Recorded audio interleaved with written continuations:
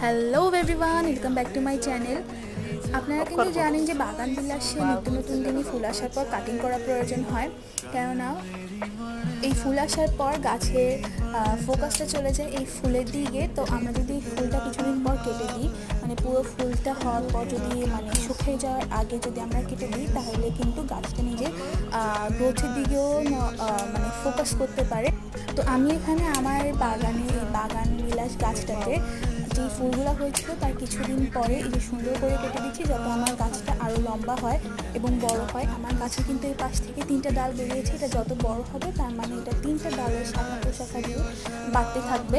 আপনারাও আপনাদের বাগান বিলাস গাছে কিন্তু থাকলে এরকম কাটিং করে দেবেন। ফুলগুলো অনেক সুন্দর, আমার কাটতে অনেক কষ্ট হচ্ছিলো, বাট স্টিল আমি আমার বাগান বিলাস গাছের ফুলগুলোকে কেটে দিয়েছি। আমি ব্যাচে থেকে এসে আগে বিকালে এই কাজটা সম্পূর্ণ করবো। আমার ব্যাচে থেকে এসে কাজই হলো গাছের যত্ন নেওয়া।